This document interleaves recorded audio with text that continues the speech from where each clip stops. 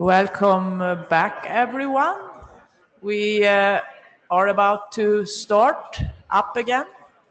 So this is ANRW. I'm Anna Brunström, and next to me is Ryan Beckett. We are still your chairs for the workshop. And we have 6 papers coming up now in this session in 2 parts. So first up on standards, protocols, and RFCs, 3 papers. And as before, we have a tight schedule. So our speakers before the coffee break did a great job sticking to their 10 minutes, leaving also 5 minutes for questions. So let's try to keep that up for this session as well. And also remember to state your name when you want to ask questions and to join the Meetecho queue if you have questions. So let's get started. So our first speaker is Ignacio Castro from Queen Mary University in London, working on internet economics, internet measurements, and similar topics. And please, Ignacio. Thank you, No. Sorry? Yeah. Brilliant. Well, hello, everybody. My name is Ignacio Castro from Queen Mary University of London, and I've been doing some analysis about SDOs in general, the IETF in particular. And in this one, we are looking at the affiliations, and this is work that has been partially funded by UKRI, PCRC, and the DNS Research Federation. And unfortunately, the lead author is not here, so I might miss some details, but I hope I can convey the overall picture. So, in a nutshell, what we find is that the number of organizations is stable, the number of individuals is decreasing, activity is decreasing, and inequality in organizational participation is very roughly stable. So a little bit of a mixed picture. I think that most of these things are not really a surprise, and most of you are relatively aware of the overall dynamics.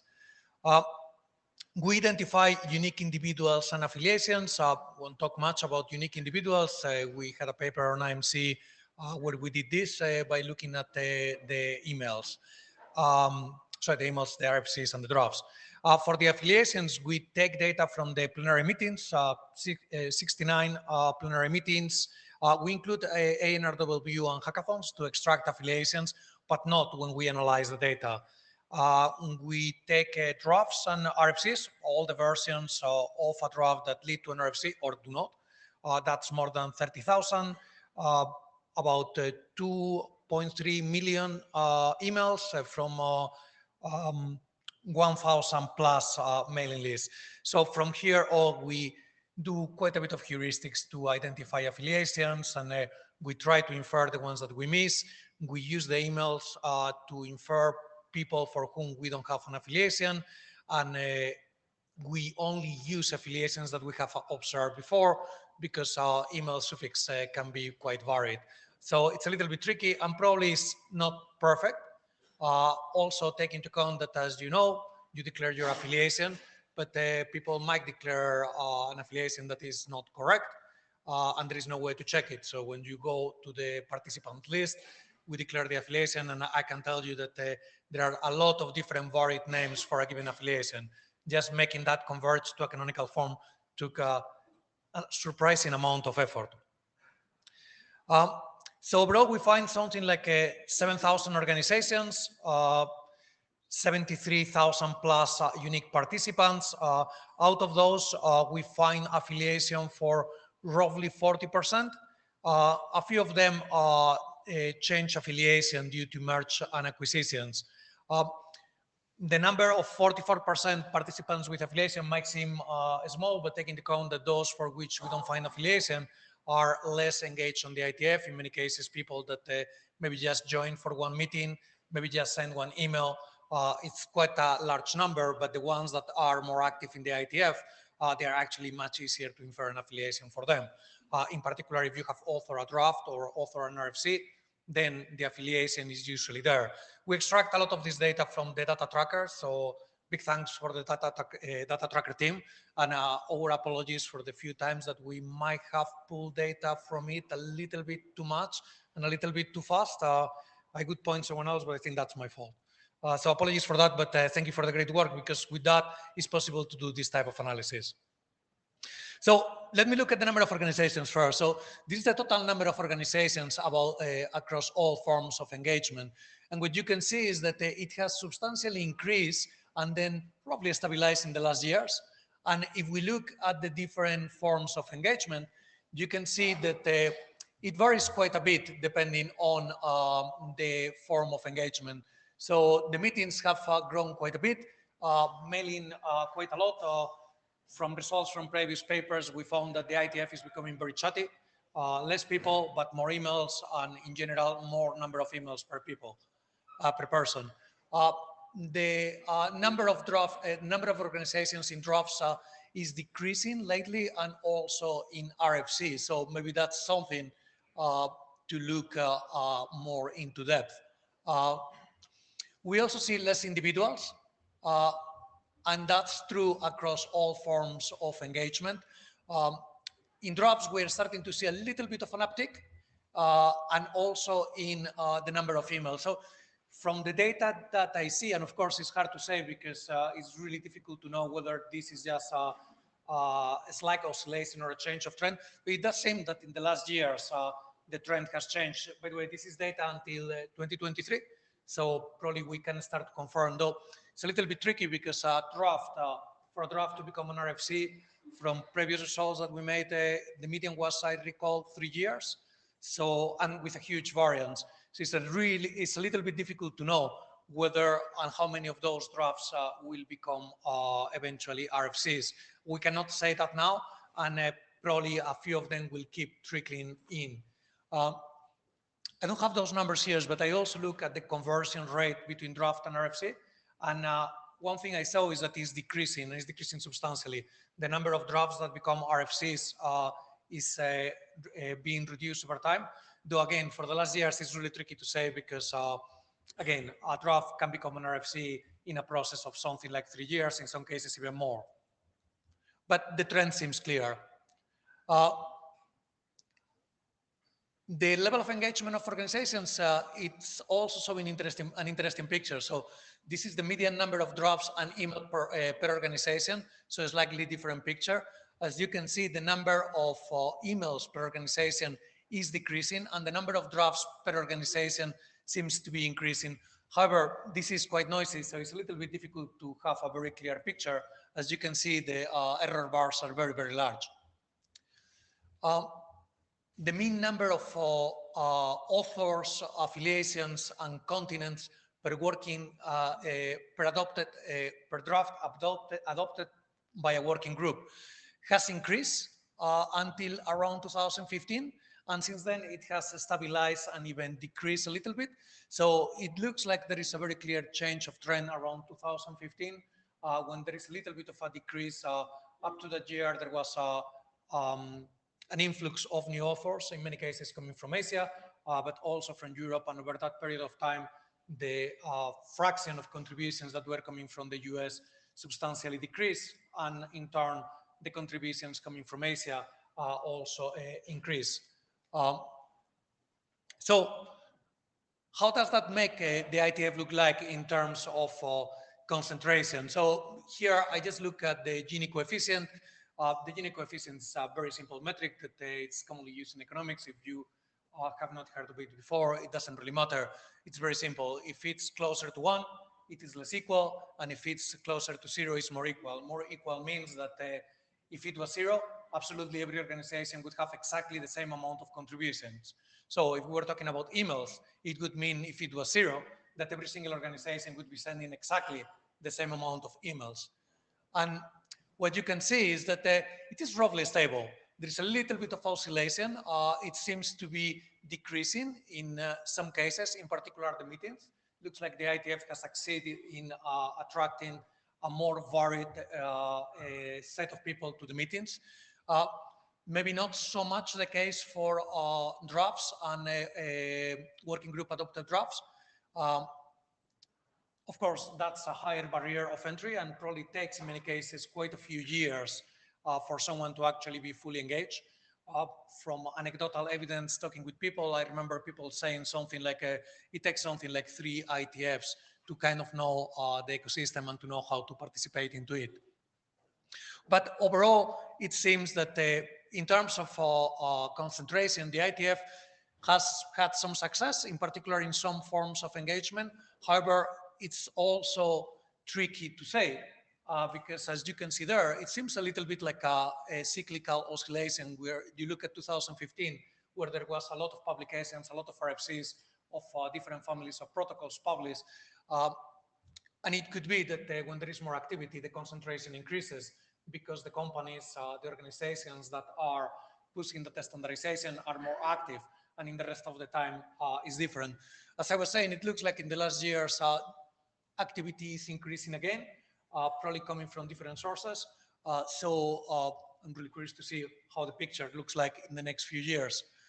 If this works is interesting, a little bit of self-promotion. Tomorrow, the RASP research group will be meeting.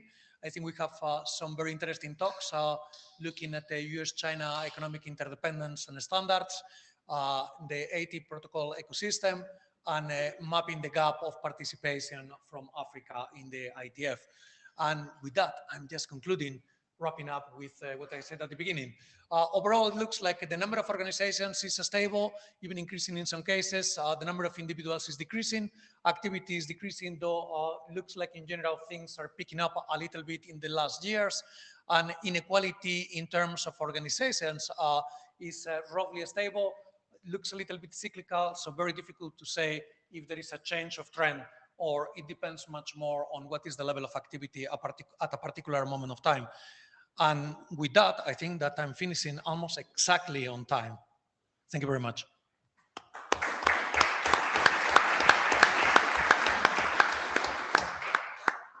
Thank you, Ignacio, and we open up for questions. We have Pierre in the queue. Excellent work. Maybe a bit concerning results, no? And do you see a bit what? Sorry. Are you concerned by what you observed? Can you make a judgment of value on those numbers? Judgment of value. Judgment of value is what I try to avoid by doing descriptive descriptive work.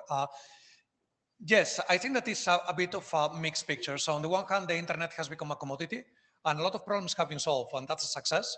And as a result of that, there are many problems that do not need to be standardized, and they don't need much work. It's just a matter of maintaining. That's on the one hand. On the other hand, I think that most of the work in the IETF is very cyclical. There is a problem, people come, they solve it. We had routing as a problem, people came, solve it. We had video streaming as a problem, people came, solve it. We discovered that people were spying on the traffic, encrypt almost everything you can, solve it. So I think that now we are probably at the end of such valley. So I think that it's just looking for a new problem. Maybe there's new people bringing a new problem to the IETF. Maybe tomorrow quantum becomes a thing and suddenly we have to re-standardize a million different things.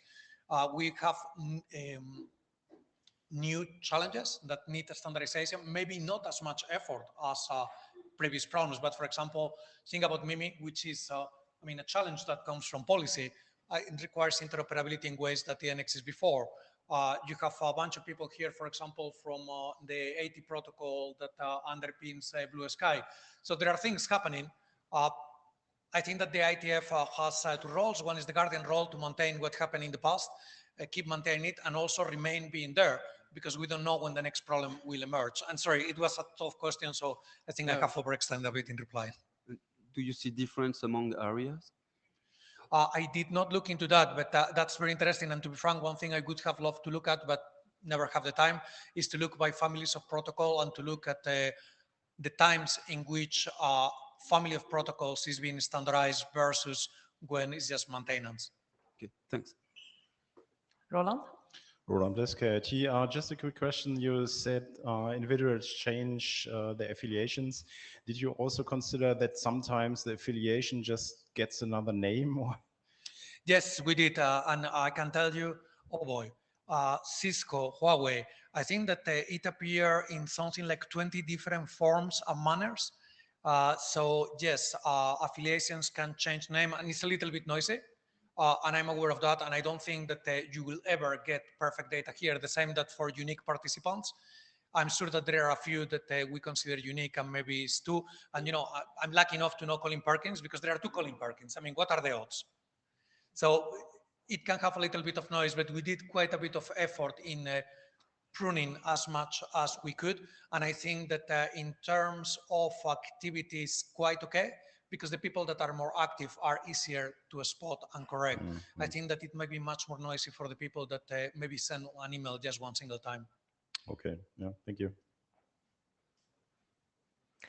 Okay, thank you, Ignacio. I think we need to move on to the next speaker. So next up is Yi Bian from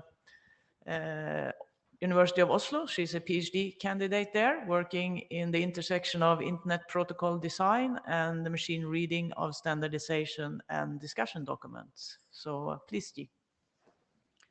Thanks everyone for joining this session. And the paper I'm going to present is Empowering IETF Collaboration with NLP Search Innovations and LLM Enhanced RFC Writing.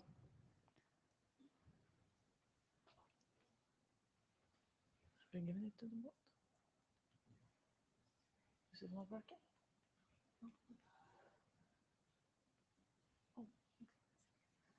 So as many of you know, the communications within the IETF happens largely through the mailing list. And with numerous working group and units, the volume of the emails continues to grow, and everything is like located in one shared archive. And you will find this more and more difficult if you want to locate a very specific message related to a particular topic or detail.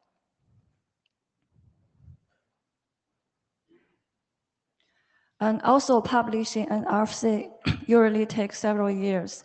And as documented in RFC 8963, the 20 RFCs published in the year 2018 average like 35 pages, and it takes over 3 years to complete.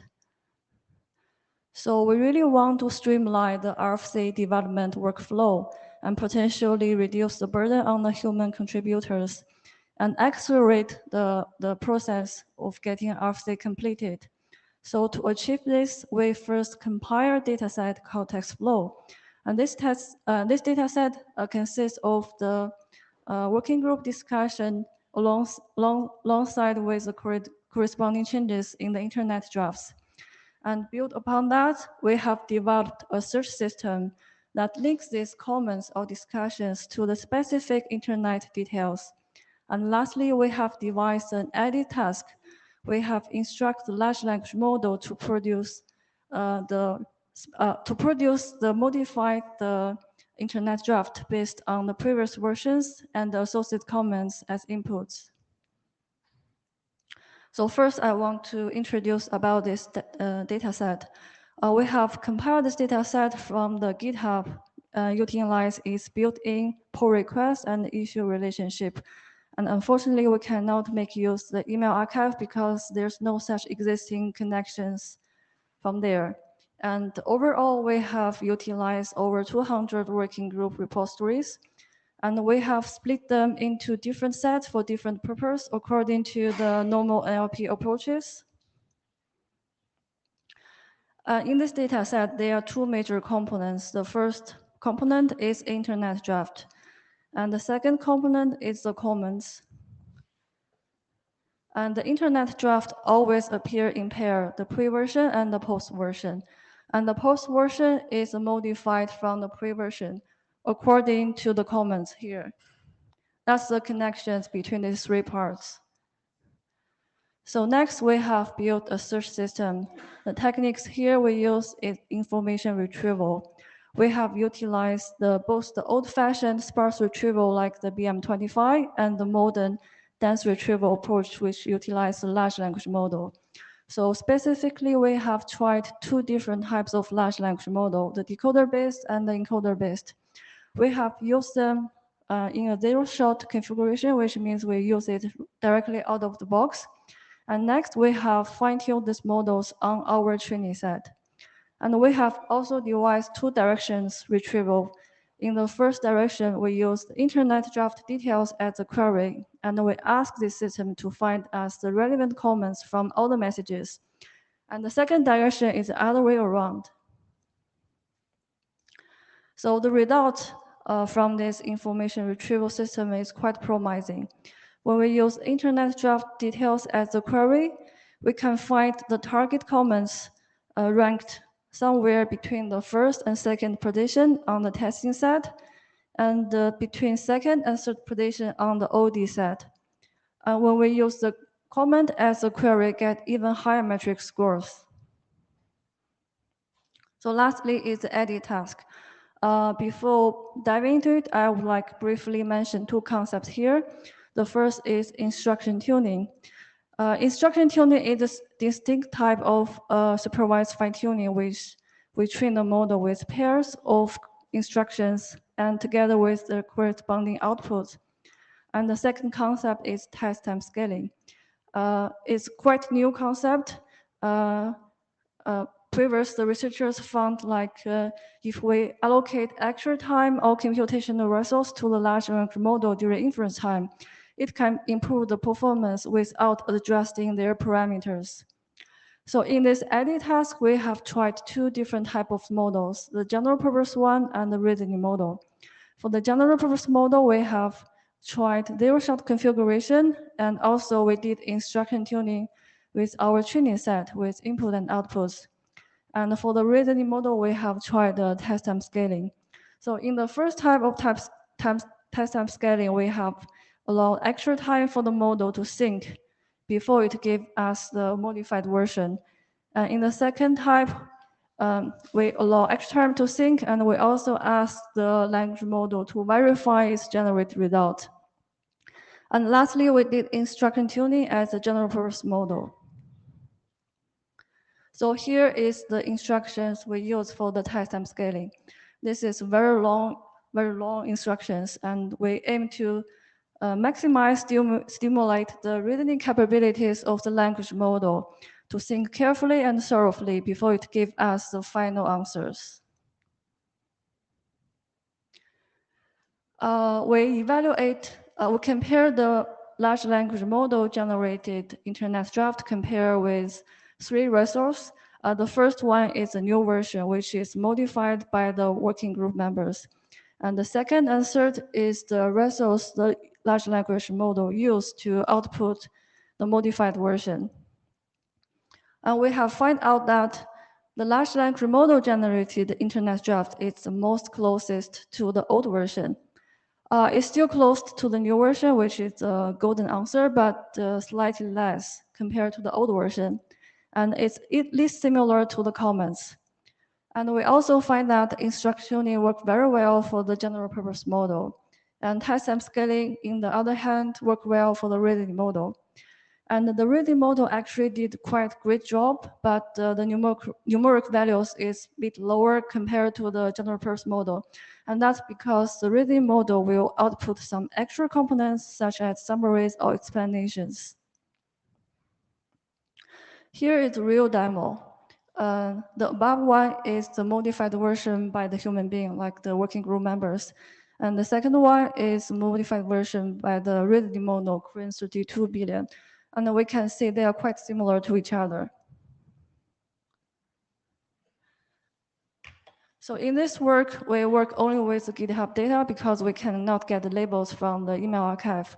But we hope it also works efficiently with the email archive data. And in the next stage, we're going to figure out a way to make use of this massive data. And now these two systems work independently, but actually we can make them work together as a RAG system. I think RAG is a very hot topic now, and you guys might heard about that. And thank you, that's it.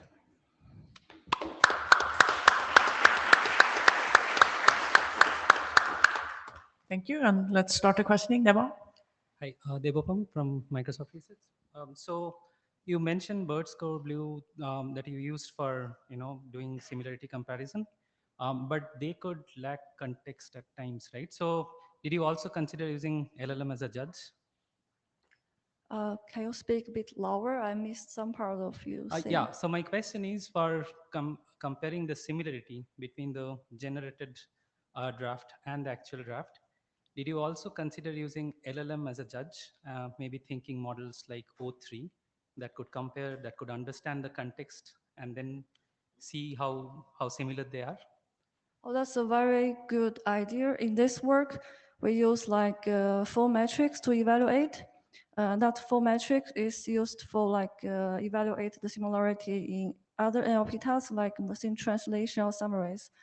We haven't used the large language model as a judge here, but I think it's quite good suggestions. Yeah, I have some experimental results. We can talk offline and we can see. Thank you. Thank you. Kevin. Thank you. So I understand that many conferences currently have policies limiting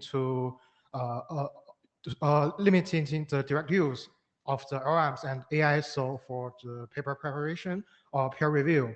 So, but on the other hand, your approach do appear to offer meaningful support in the research process.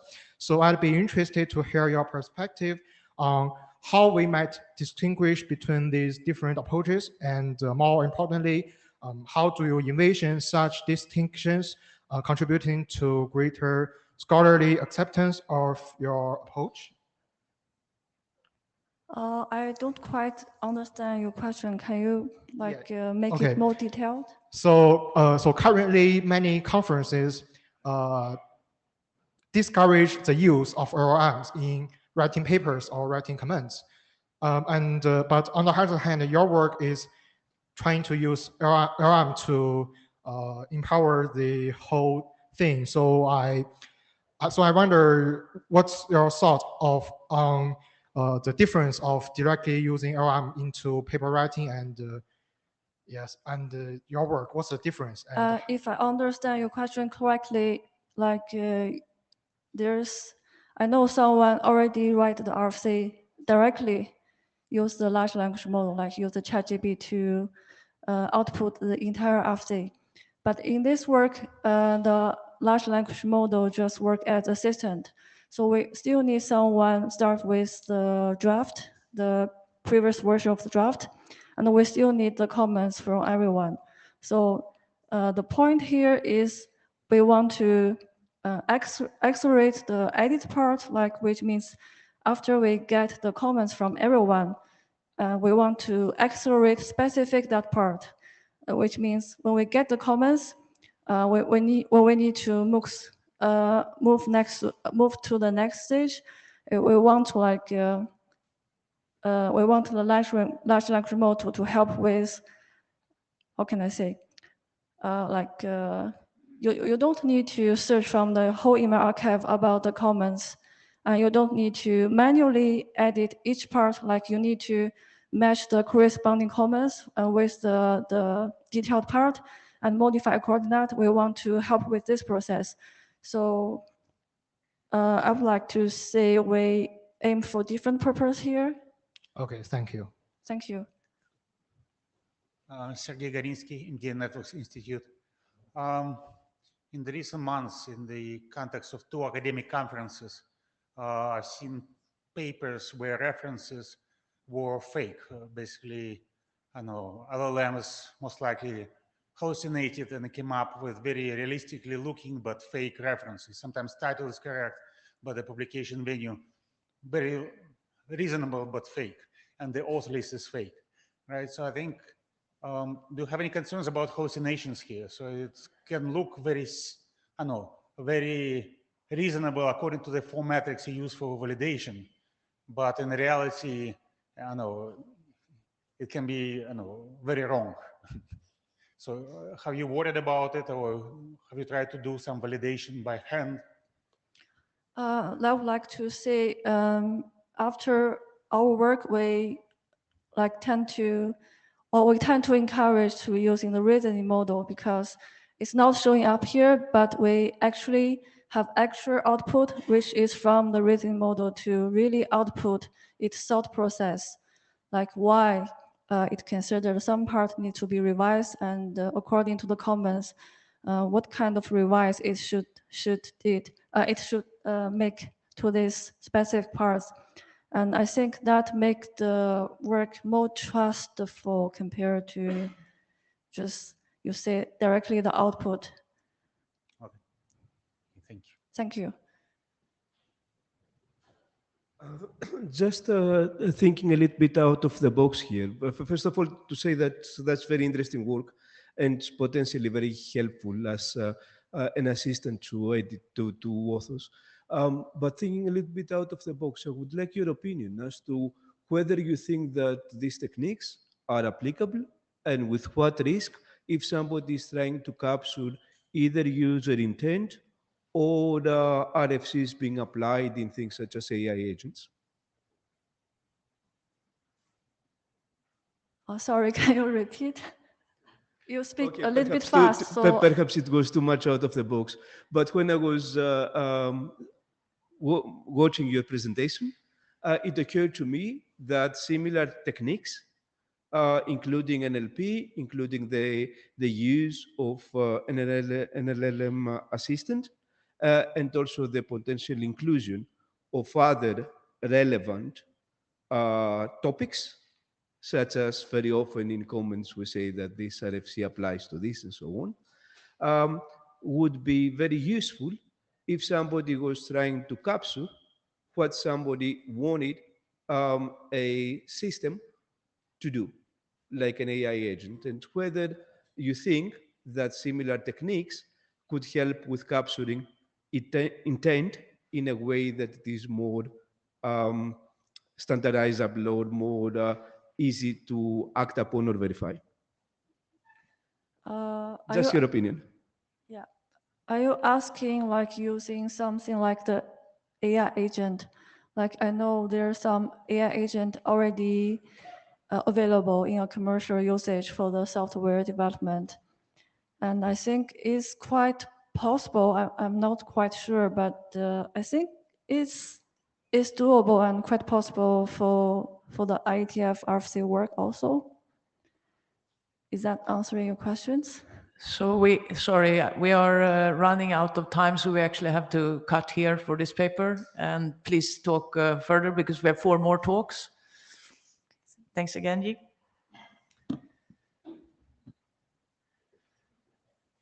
So next up is Yunzi Wei. Yunzi is a PhD student at Tsinghua University, and he has his research interest in intelligent network operations and management. So please, Yunzi. Okay. Hello, everyone. I'm Yunzi Wei from Tsinghua University, and I'd like to share our recent job on large language models driven automated network protocol testing. In today, protocol testing still is a very important task because manufacturers and operators still relies on extensive testing to ensure that the devices behaves as they expect. The goal to test the protocol is to ensure that the protocol's conformance, the functional correctness, and their expected performances. However, the modern network devices are still becoming more complex, and the protocol standards evolve rapidly. private protocols are also widely used in many areas, and the traditional manual testing methods struggles to keep up with the new demands. So there is a widening gap between what the proto testing requires and what current methods support. And so the current manual test case writing methods still is the mainstream, where engineers need to first analyze the protocol specifications, such as an RFC document, and manually write the test cases that cover some edge cases, error handling, and some corner scenarios. They then convert these test cases in natural language into executable scripts for both the tester and the device under test, that is DUT. Finally, is the debug and refinement. The drawbacks of this manual method is very obvious. First, it has low efficiency because manual workflow is very time-consuming and lacks scalability. The second is that it has limited coverage, maybe because some critical edge cases are often difficult to find and missed by human effort. Yes. And today, there are also some recent research works trying to automate this process by some modeling-based methods. For example, in SDI, there are a work called Scale tries to build a symbolically executable DNS models to generate for stateless protocol testing, and also they extend this method with a modular approach of MESI to support the stateful protocol testing.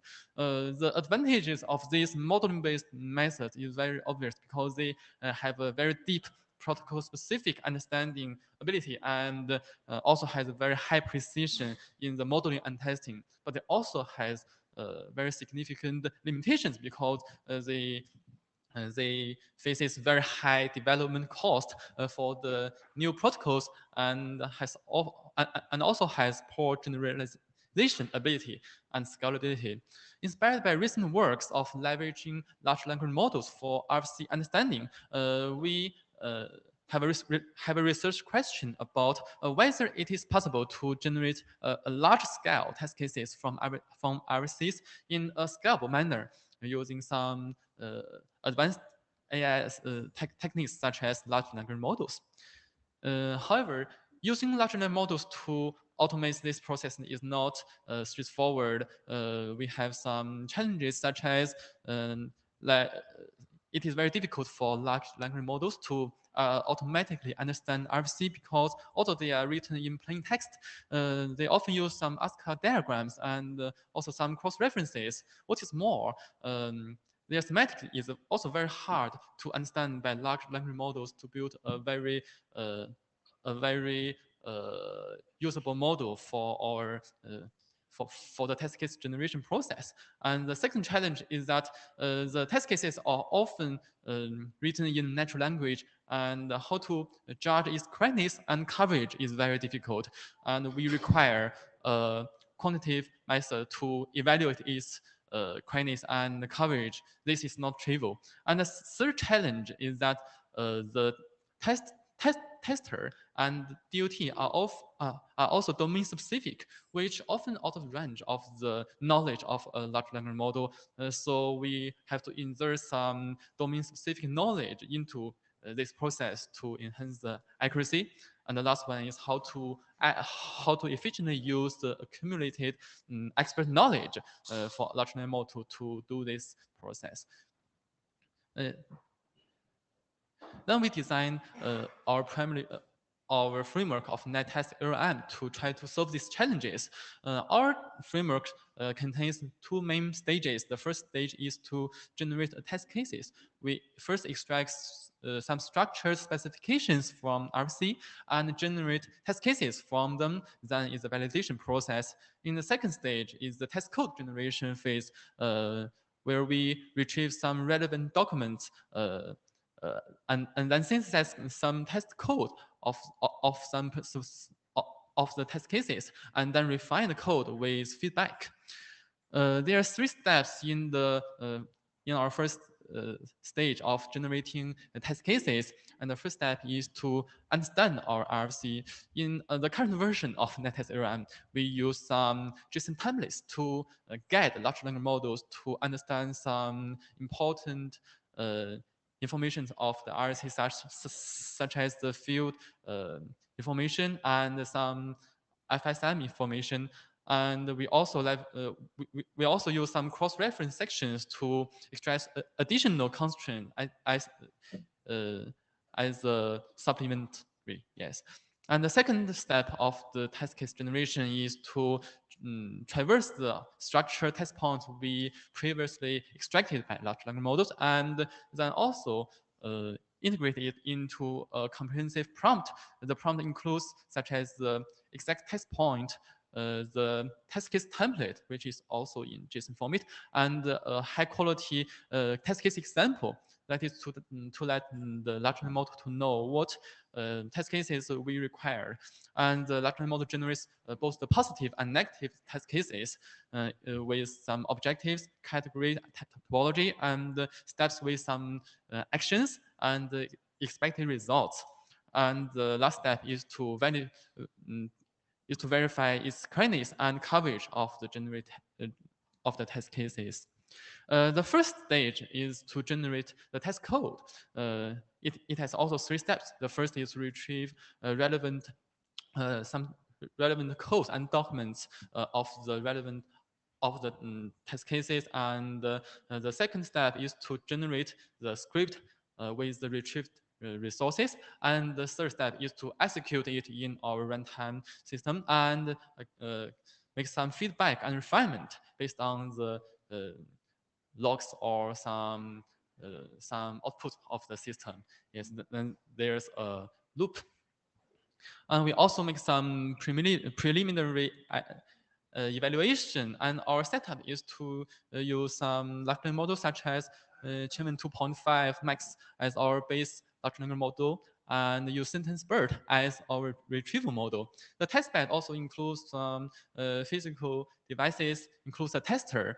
We use Untitled series as our tester, and also a Huawei switch for as a DOT. We use 5 classic RFCs as our data set for the evaluation, and achieves 95.1 full coverage across the evaluated references of the evaluated RFCs. And we also found that most of the errors are due to legacy fields or external references in RFCs. So we think it is very useful. Yes. And here is a concrete case study of how our system works. And this is an OSPF protocol field testing. We first extract structured data from the specification, and then traverse each of the fields with its constraints. And then the detailed test cases are generated from exact constraints, such as the action and the expected results in this forms a single test case. Then the last step converts the natural language test case into a test code. Yes, and here also some future work, including deeper protocol understanding, such as using a multi-agent system for hierarchy protocol modeling. We also plan to use the model-based methods and together with the model-free methods, as mentioned with Laurent previously, as our future work to make it more accurate and have more coverage, and also include smarter test case generation, and to establish test case evaluation metrics, intelligent coding, and also DOT configuration generation process. And here are also some related drafts. We appreciate your valuable comments and feedback. Thank you very much. Thank you.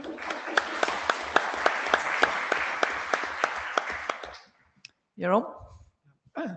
Jérôme François, University of Luxembourg. Thank you for the presentation. I have 2 questions. One is short. I'm not sure about how you measure, what's the efficiency of the coverage when you say 95%. If you can clarify that. And the second question is, because you mentioned that at some point you expect to have some feedback loop. Yeah. And I will know a bit more. If did you evaluate it?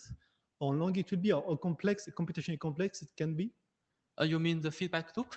Yes, I think this part could be very important, but can be very long in terms of.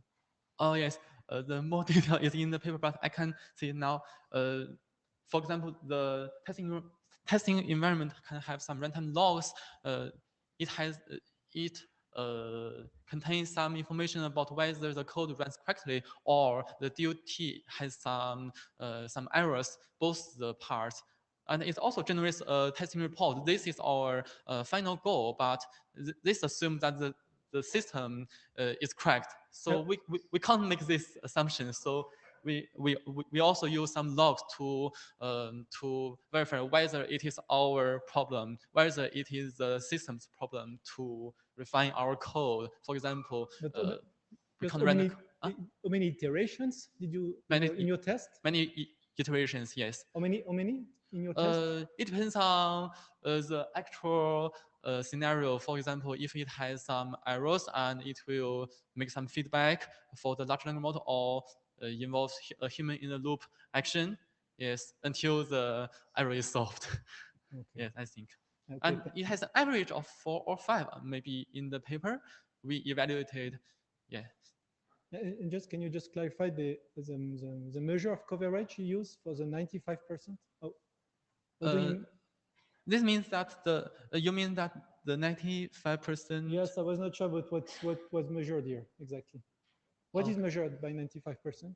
Okay, this means that the protocol fails understanding by the large language model reaches nearly 95% accuracy, but this is just the intermediate result of the first step. Yes, the test case generation step. Okay. Yes, we manually compare what the system extracts with the RFC to get this data. Yeah. Okay, thank you. Yeah, thank you. Vicky? Hi, Vicky Risk. Hello. Most of these standard protocols will have some kind of an open source implementation out there that will have with it a set of test cases that the developers have come up with. Have you made any effort to compare the test coverage and the test cases that were generated by the humans versus those that come from your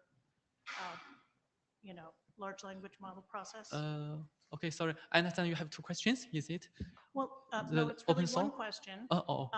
You are generating test cases for protocols, and all of those protocols have existing implementations that have test cases that were written by the humans that wrote the implementations. I'm just wondering if you can characterize the differences between the test cases generated by the humans versus those that... You mean the comparison with human effort, which is better? Yes. Right, because there are existing test cases for the implementations that exist. Yeah, maybe there are categories of types of problems they have missed. And certainly there will be categories related to the software implementation that wouldn't be in your test cases. I know, thank you. We maybe make this evaluation in the future, but it's not included in the current version. Thank you very much for your advice. Yes. Okay, thank you again, Nurse.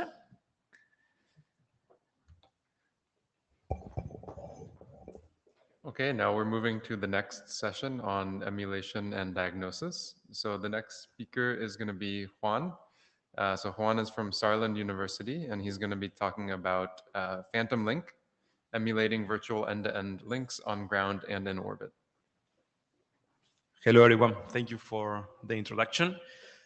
In this short talk, I'm going to introduce you to Phantom Link, which is our emulation tool for satellite constellations, focusing on space-to-space and space-to-ground links. So LEO mega constellation is the core motivation for us. These are systems that are designed to transport data from remote locations, in most cases using satellite-to-satellite or inter-satellite links, while using classical internet protocols like TCP/IP, as they provide internet services on a global scale. Of course, you might know good examples of this. Starlink from SpaceX is kind of the rock star. taking around 60% of the total satellite fleet that we have in space at the moment. And these emerging constellations are providing service to everywhere on the planet. That was something that is mainly motivating the explosion of these services nowadays. These networks has two key characteristics. One of them is that they operate over a highly dynamic path. Satellites orbit around the planet in periods in the order of 90 minutes, flying a speed of 7 kilometers per second on average. And also they operate in a very predictable topology. So it's high speed, highly dynamic, but also very well predictable thanks to the orbital mechanics. This renders a very interesting end-to-end path or route that you can observe in this screenshot from Mark Handley video. These are public videos in YouTube you can take a look at, but you can easily visualize on them what is the nature of this end-to-end path that you can obtain in this type of constellation. This is an example of two locations. I think this is somewhere in Spain, also with the US, and you see in yellow over there, which is the fastest or lowest latency path that you can get between these 2 points on the planet. But when you start letting this play, I mean, you can visualize this very clearly in the video, but the nature of this path changes drastically in very short amount of time. And by changing, I mean that the end-to-end latency or the round-trip time is highly dynamic, and also the data rate that you can actually obtain in such a path, it also varies because of the characteristics of the satellite-to-satellite distance and the inter-satellite links between them. So digging a bit more about how are the dynamics of this type of network. So we have on the one side the orbital dynamics that governs the geometry of the system, and on the other side we're going to have applications running end-to-end data transport from a remote device to an internet or vice versa. What happens here is that the orbital dynamics in essence defines what is the time evolving topology of the network, including nodes on the surface, satellite nodes, and edges representing ground to space, space to space, and space to ground links. This time evolving topology, captured in a graph or whatever, are actually provided as input for routing algorithms that takes care of deciding which of those links are going to be used for effectively transporting the data between the two source and destination pairs. Here you can see many examples of routing algorithms applied to LEO constellations, some of them based on Dijkstra, some of them based on different heuristics. But the thing is that in the end, whatever routing algorithm you use, you end up compiling what is like a route list. For every source and destination pair, we are mapping that pair to a given route that is valid for a given amount of time, which is the duration of that path. With this information, you can go to what we termed as end-to-end virtual link between the source and destination pair here, or the application source and destination, with a given round trip time and bottleneck data rate that characterize that end-to-end link there. This end-to-end link in the end essentially dominates and basically bounds what is the performance that you can experiment on an end-to-end application using such a satellite constellation. However, what actually sits between the application and this end-to-end link is actually the transport control algorithm. So we're talking about TCP Reno, Cubic, or BBR there. And what is interesting from this pipeline here is that the two aspects that we can actually control over the network are actually which are the routing algorithms we use to decide the path on the end-to-end basis, and which at some point, which is the transport control protocol that we can use for using that path in the most efficient manner. What we care about in our emulation tool and in this work is to emulate what happens on layers 1 to 3 that we capture into this end-to-end virtual link characteristics, so that we can then plug applications or test tools to that emulation platform and test how these applications actually would behave into these time-evolving, time-varying characteristics of the LEO constellations, also considering the real transport control algorithm that we have available to use on the TCP/IP stack. The challenge of actually getting to this point is that the existing network tools that we have, they are actually not designed for evolving these fine-grained orbital dynamics that we have on LEO constellations. On the one side, simulators like Omni++ or NS3, they do model congestion control algorithms, but they do not really implement the exact implementation that we have in our operating systems. On the other side, the utilities that we have in our operating systems actually are not supporting rapidly changing and also multipath conditions that we observe in LEO constellations. And by multipath, what I mean is the fastest switching from one route to the other, and the consequence of having in-traffic data on one route while starting to send data to a new route, which is the second route that is you are switching to at a given moment. So because of this, we came up with an idea of trying to emulate this physical path into a virtual end-to-end path. So here in this picture, you can see two example physical path with their corresponding one-way latency and the corresponding data rates. They have an overlapping edge at the end. And you can see between brackets there that one of them is actually lasting between 0 and 40 seconds, and the other one between 20 and 60 seconds. So there is some overlap there. They have this, the unique characteristics of this is kind of a snapshot of this example topology. What we do with virtual links is say we abstract and basically aggregate all these end-to-end physical path characteristics into what is basically the end-to-end propagation plus queuing latency and the end-to-end data rate bottleneck that we have in that path there. So here are this one path got 41 milliseconds, the other with 80 megabits per second, and the other path you can see 37 milliseconds with 100 megabits per second, which are the characteristics of that end-to-end virtual link. What we do with this abstraction is essentially plug this information into Phantom Link, which is the emulation tool that we are presenting in this work. I'm not going into the details of the implementation because of time. You can feel free to take a look at the paper. But in essence, we are have virtual Ethernet interfaces at the ends of the emulation tool to plug applications or iPerf tools and so on. And then the core of the Phantom Link tool is implemented in Rust. And we have essentially the Drainer, Pacer, and the Delivery modules that all together, they emulate the end-to-end bottleneck data rate, and also they emulate the effect of switching routes very often. And by means of this emulator, you can, as I said, you can plug applications, you can plug iPerf, you can plug Netcat, or whatever tool you want to use to evaluate the behavior over such a satellite constellation system.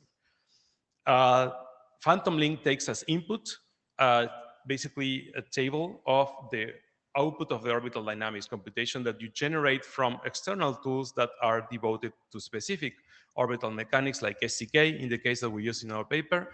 And from those tools, you can get the data rate and the latency from that path. You plug this table, time evolving table, into Phantom Link, and you can evaluate how your application behaves in such a link. So in the paper, what we did was a first experiment. We did using iPerf, using Starlink and constellation topology parameters, also simulated on the SDK tool I mentioned.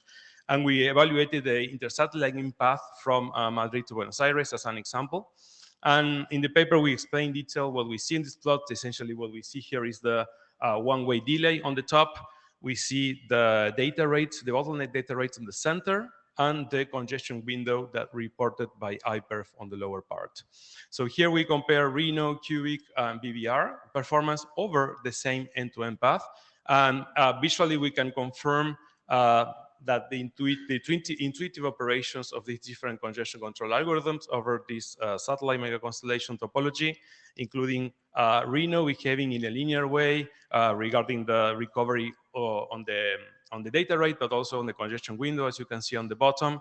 Cubic approximating very quickly the bottleneck bandwidth thanks to the cubic function there, and BBR proving the network and therefore being able to come up very quickly with the bottleneck bandwidth that we have on the system there. We, as we saw on the table on the top, we can make a quick assessment that more or less the overall data delivered by the three different congestion control here is similar, but we have we can see here that actually one is actually overloaded. You cannot see because it's overlaid there, but I guess the one is cubic, the one in the center, that actually performs a little bit better than the other in this case. But we observe here on the lowest plot that we also mark, for instance, how many retransmissions are actually required for each CC to work. We discriminate between retransmission provoked because of data of packet drop on the congested hops, but also by a very particular effect that is not very frequent, but still there is a bit difficult to debug, which is the case where you run from a very slow route to a faster one, and you have an overtaking effect of packet that arrives earlier to the receiver compared to the ones that are already in flight on a higher latency route.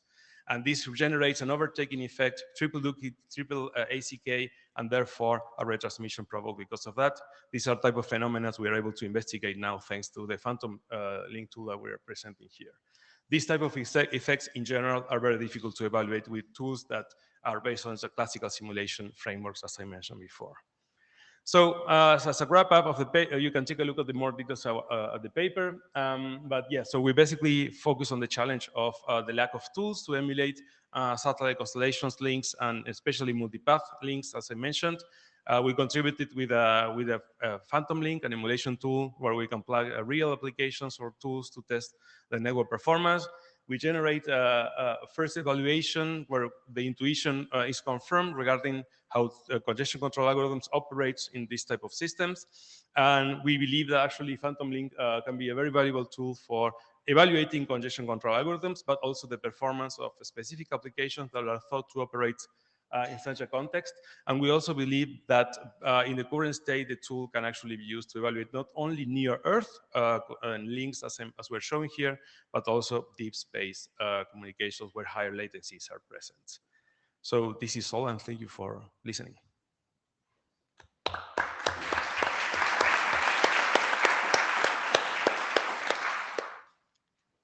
Hi, Devapam from Microsoft Research. So a few years back, I built a tool called Hypatia. It's a packet level simulator for these kind of networks, and the findings were similar to what you described here. So that's all good. That's a validation. So my question is, did you compare to Hypatia, and what are the differences, and what benefits we get? The second is more of a comment. So we built a platform called Leoscope with jointly with University of Surrey and Telefonica Research. That's currently hosted by University of Surrey. Professor Nishant Shastri is running it. So if you're interested, you can leverage this platform, run end-to-end experiments, and then have data-driven emulations, which could be a lot more interesting. Thank you. That's great. Thank you. So regarding the first question, yes, we are currently planning to compare with Hypatia and existing simulators. Ideally, we would love to compare with real constellation data. Unfortunately, this is something we cannot really get, but we definitely plan to compare with Hypatia and other similar simulators like that. And of course, I'm aware of Nishant's works, and we work together. We have discussed plenty of things. So yes, we definitely have topics to touch on the next days. Awesome. Thank you. Okay. Hello.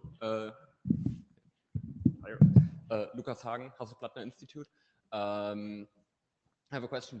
Maybe I missed it, but did you consider packet loss at all in your Phantom Link evaluation? Because that's something that I would consider to be very important to congestion control, and it's probably also very prevalent in satellite links. Yeah, good question. Thank you. So we are considering packet loss because of congestion, right? Because of buffer overflows. We are not considering packet loss because of channel conditions. Why? Because in most of the physical and link layer protocols that we have on their satellite links, they solve packet drop at that level on a hop-by-hop basis. So there is a MAC layer that recovers the drop packet because of channel conditions, and it's not the transport layer that is kicking in to recover such a lost packet in the ideal case. So, but however, what we thought also in incorporating in the long run in the emulator is a model of the MAC layer protocols that operates on a satellite-to-satellite basis, because when you drop a packet because of the channel condition, you have a recovery mechanism that implies more latency to some of your packets there.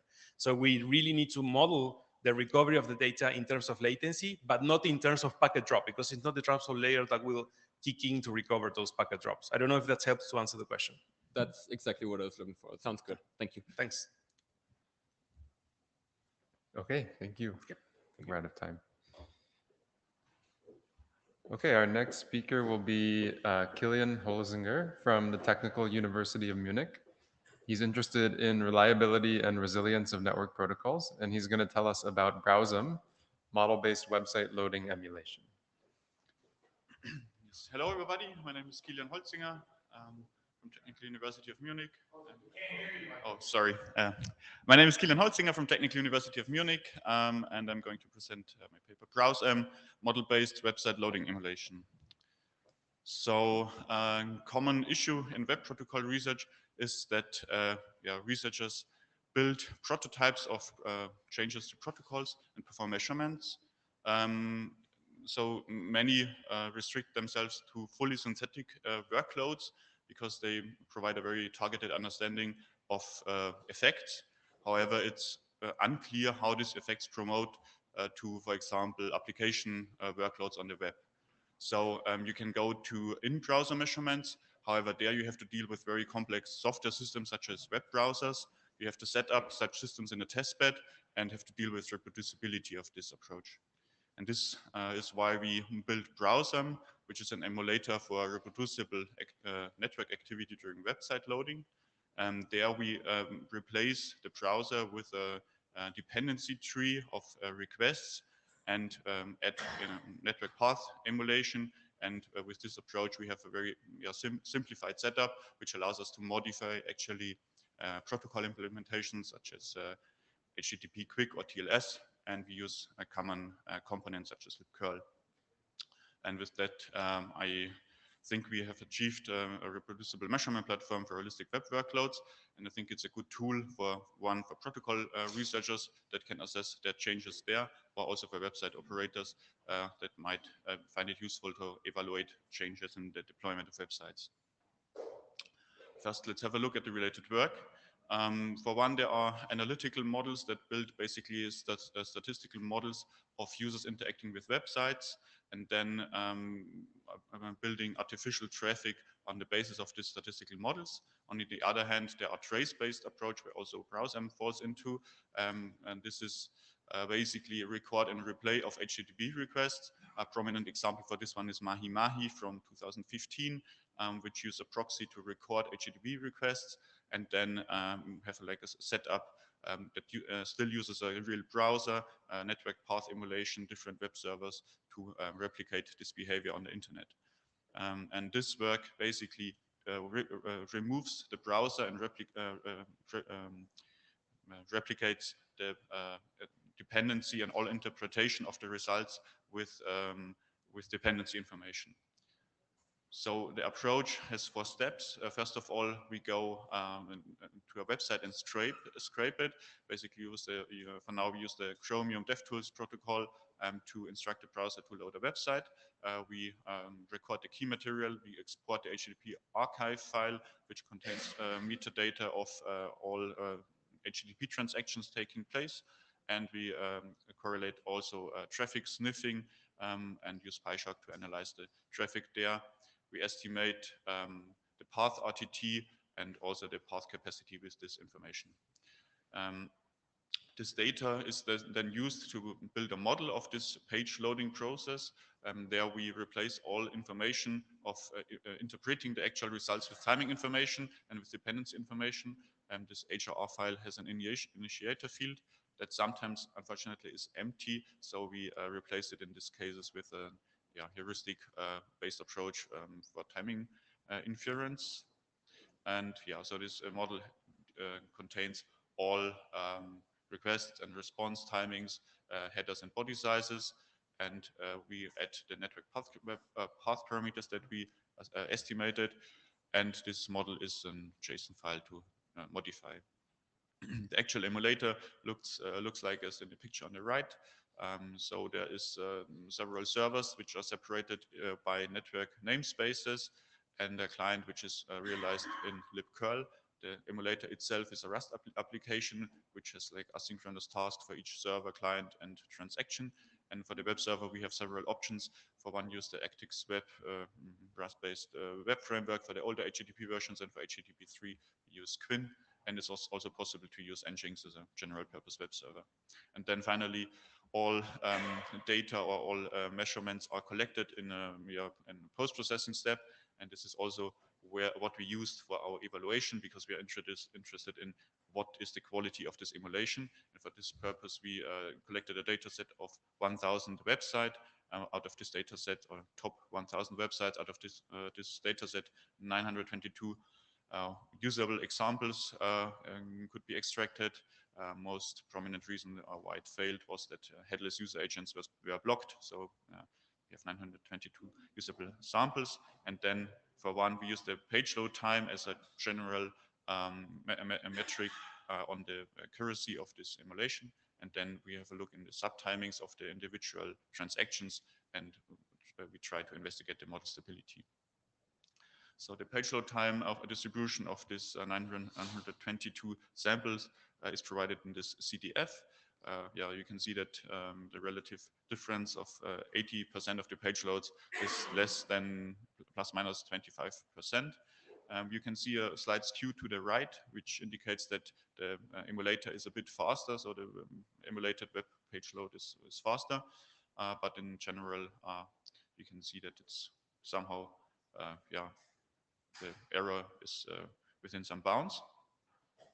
And we can then go one step further and investigate where these deviations come from. And we do this by having a look at the individual transactions and the individual phases of the individual transactions.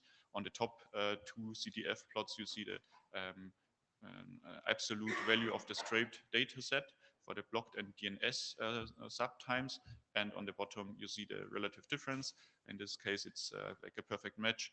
Blocked and DNS are met always. We replace it simply with a wait time. So this is not a hard challenge in this case. But if you look at the connect and TLS, things look a bit different. So for many connections, connect and TLS phases are simply skipped because connection is already established, and the transaction can be simply, or the request can be simply started directly. And for the other cases, we see that emulation is faster. We think that there might be differences in different crypto libraries that are involved, or also the RTT estimates might be wrong. And the next phases is the send, wait, and receive phase. The send phase in absolute terms is quite short, but also we see that emulation is faster, maybe also due to application limited phases that the browser does, but our emulation model doesn't. Same applies for the receive distribution. The wait is mostly met as it's quite simply reproduced. Yeah, in total, we see that the transaction phases are emulated reasonably well, but I think this can be still improved. And then in the next step, we tried to analyze the stability of the model with a simple setup. We take a sample scrape result and modify the round trip time, and put this into the emulator, and then we observed this blue line of the page load time. And then we establish a ground truth measurement. So we again use the scraping tool and add a netm delay to basically achieve this same behavior in the real world, in the scrape browser. And then we obtain this yellow line. We see that basically those lines are correlated quite well. However, we see again this trend of emulation being a bit faster, and there's an outlier of the measurement also depicted here. Okay, so some limitations of this approach. Of course, the inherent limitation is that the browser behavior is only captured implicitly, but this is kind of by choice. We want to add more model parameters, improve the quality of parameter estimation as well. So the path RTT and capacity estimation, especially the capacity estimation, is prone to errors, I think, because we sometimes only a few packets available. We want to complement the browser reported timing with actual information that we have based on the network traffic traces. And some information is chunked or application limited, both from the client and also from the server. And we can observe this based on the traffic traces and maybe use it also in the model. Other browsers are also have similar interfaces, so we could, for example, include Firefox as well. And I think the stability testing needs to be broader. And yeah, this concludes my talk. We have just presented a network workload emulator for web applications. We solve orchestration and reproducibility issues with this approach. So design is extensible, I would say. So researchers can add their own prototype implementation of protocols. And yeah, I think it's also usable for performance optimization of websites. Thanks for listening, and I'm open to any questions you might have.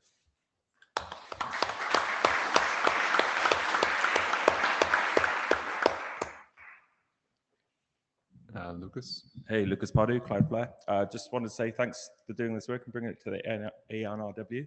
I love this kind of thing. I work at Cloudflare on HTTP3 and 1 and 2 and all of these things. So this kind of stuff is exactly what we want to be building, but we are struggling for time because of all of the priorities and everything that we have to do. So the question I've got specifically is, we did a lot of work in the HTTP land on prioritization. So you mentioned dependencies between resources. But I wondered if in this work you considered, or if you did, send those requests with priority signals so that the server could act on them. It might not have affected your page load time, but would have affected some of the other metrics we care about, such as largest contentful paint or other latency-oriented things I don't want to go into here. But I haven't been able to read the paper, and I will. I'm going to read that, and I'd love to follow up after this. But if you could answer that question. Mm-hmm. Yeah, so I think we capture the EPS models already in the model, but the emulator does not yet use them to but I think it will be a trivial thing to add those. The other question was regarding... It's like, well, I can take it offline. I don't want to take up too much time, but no, this is really good work. Thank you. Okay, good. Thanks. Any other questions?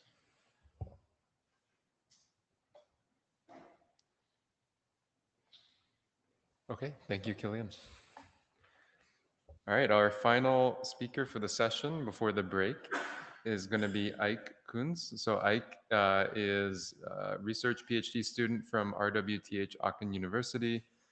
His research covers various aspects of internet communication and includes work on in-network computing, congestion management, and network telemetry. And Ike is also going to graduate in September and will be on the job market starting in December. Yeah, thanks for the nice introduction. Hi, everyone, for sticking around until this last presentation in the session. What I will be talking about today is using explicit flow measurements for network tomography. And yeah, hence I would like to first start with a short motivation why we need EFM and what they're actually useful for. So the general domain that we're talking about are flow performance measurements. And in that context, for TCP, for example, we can use the implicit semantics of the protocol to measure the performance of the protocol. So for example, if we're interested in the flow latencies, what we can do is basically just take a look at the sequence numbers that are going through the network, take timestamps whenever we see a new one.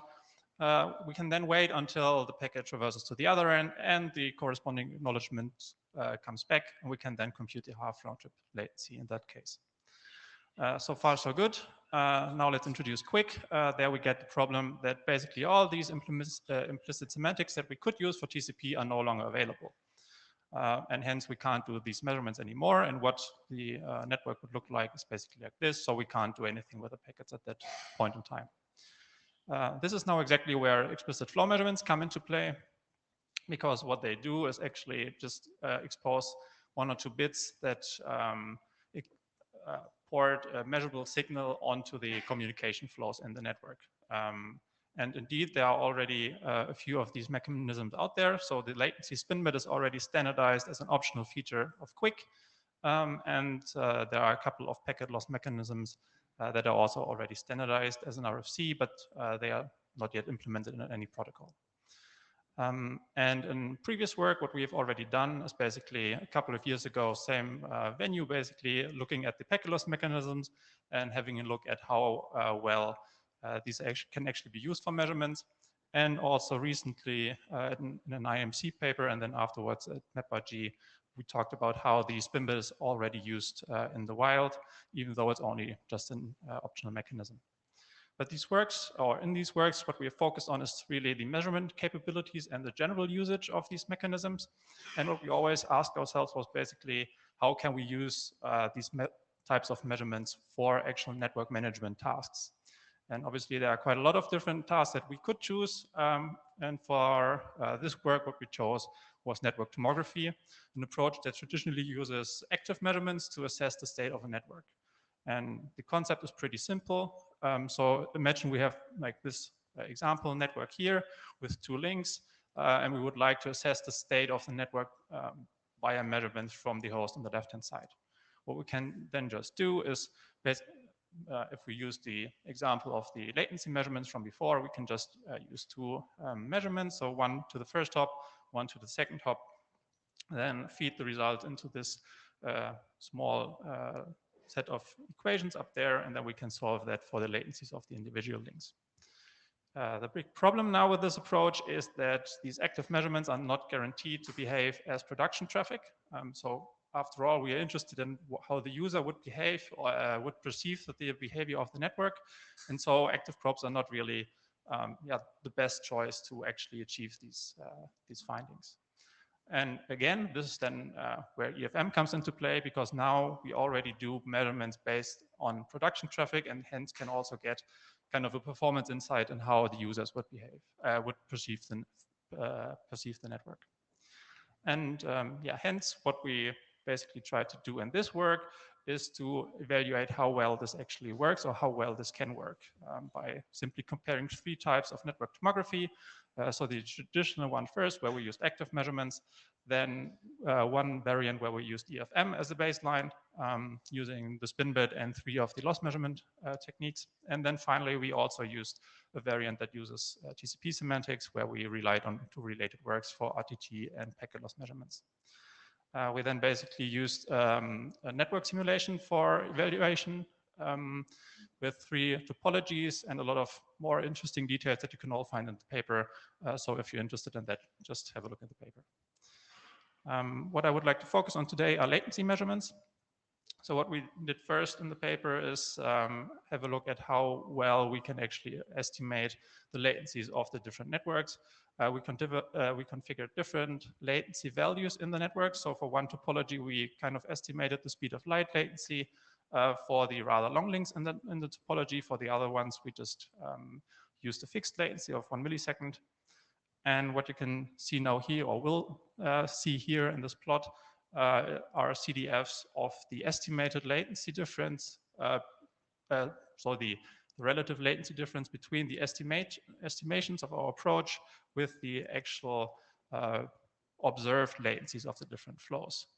And on the horizontal axis, we have the relative latency difference factor. So a value of 10 would mean that we overestimate the real latency by a factor of 10. And just as a baseline, let's first have a look at ping in the geont topology, which is very close to 0, meaning that the difference is really low, so the results are pretty accurate. Unfortunately, if we now look at the spin bit and the Dart approach, we see that the results are not really accurate. So especially for the spin bit, we see that around or more than 50% of the estimations are off by a factor of 10, so very large overestimations. And this is not only the case in this one topology, but also in the other ones. So we see that there seems to be a systematic issue at hand, so that we can conclude first that raw spin bit values or measurements and raw Dart output values are unsuitable for network tomography. So why is this actually the case? So why are there these problems? This is basically due to the general design of how network tomography used to work, and how we have thus also modeled our approach. So what is usually done is that we only model the links that are in the monitored network. So in our case, or in this example, we would have links 1 and 2 that we model, while the connections to the outer hosts are not modeled in the formulas. In our simulations, we specifically use these external links to model foreign networks. So there would also be kind of, we wouldn't really know how many links there are in these networks.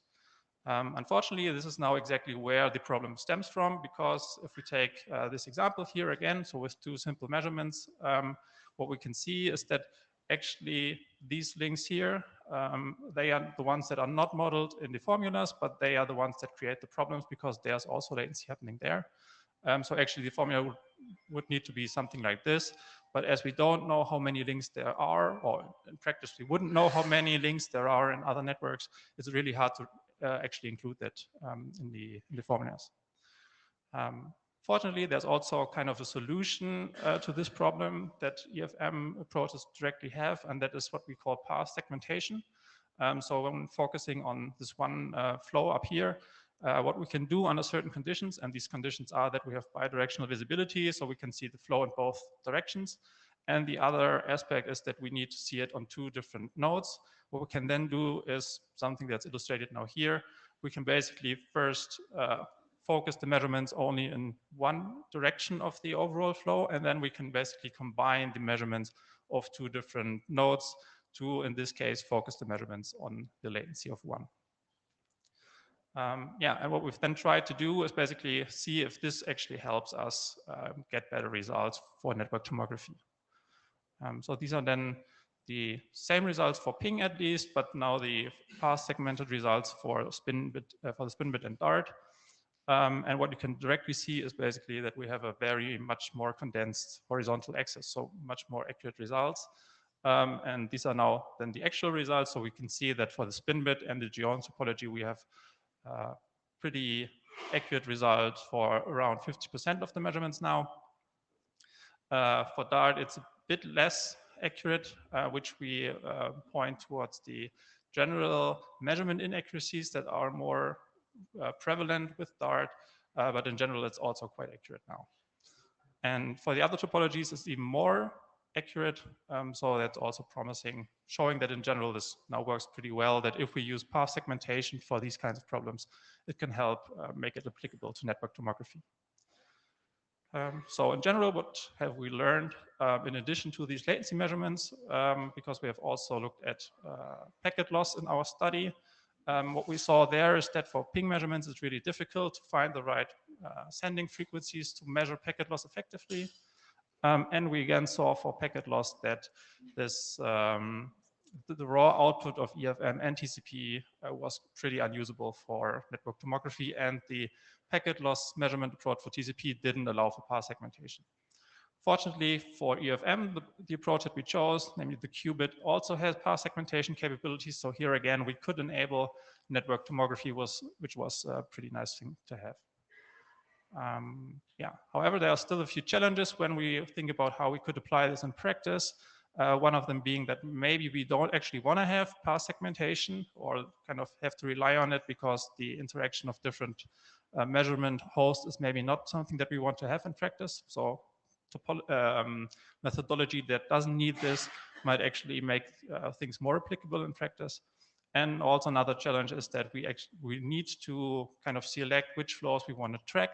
And then also we kind of need to find out which path they take through the network to kind of combine all the measurements together, which is also, or could be, a problem in practice.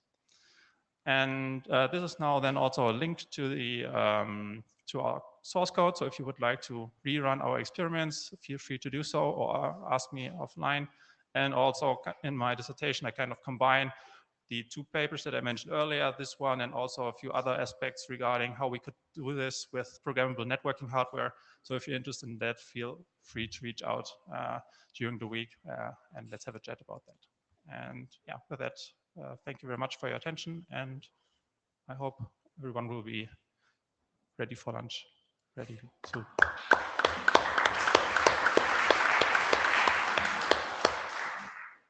Hi, Brian Trammell. I love everything about this work, obviously. I will try very hard not to keep people from lunch. I have one real quick clarifying question. So in both of these, when you're looking at the non-path segmented measurements and the path segmented measurements, you're looking just at the raw samples, correct? Like you're not doing any sort of like windowed min estimator or anything. Yes, exactly. Only the raw measurements. Okay. Wow, that's super surprising that you were able to get it so good on the raw samples with the path segmentation. I'm going to talk to you offline. That's pretty neat result. Mm-hmm.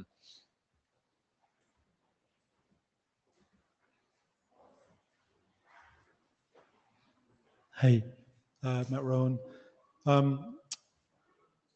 So performance of ping round trip times is really dependent on the way the server is set up, the particular vendor, the particular type of server, the particular, like when you're talking about routers, for instance, how good is NS3 at actually emulating what's really going on with something like ping? That's a tricky question. So what we actually ended up doing is implementing our own ping application. So I would imagine that probably we didn't get to the real behavior to 100%, I would say, but it suffices for the purpose that we did in our work. So we had kind of ping intervals of, I think, of about a second. And so for that worked reasonably well, but we didn't really, I think, need to get down to the closest level of detail, I would say. If that answers your question. Thanks. Thanks. Any more questions? Thanks. Okay, in that case, we will break for lunch. We'll meet back here in an hour and a half. And if you are presenting in one of the posters in the poster session, please come see us at the front before you go to lunch. And if Ginevra Fabricio is here, can you also come talk to us? I emailed him, but which who? The one with the talk that had the remote. Oh, the policy, the printing. Hello. Okay, cool. I'll send you an email. Yep. Great. So we have some boards over on that side. We have tape for putting up the posters, and after lunch we have presentations for transport. But then we go directly to the poster session. So if you put your posters up to the right, then we want to be ready. And for the lightning boards, we just have prepared one slide deck. So we'll just run through, and you have 1 minute to teach your poster so that people know a little bit when they start to and talk to you. Yeah, everything. So actually, I'm not saying about 2 minutes, but are we dead strict on the 1 minute, or is it just sort of not much longer? Well, I mean, we're not going to come up with but we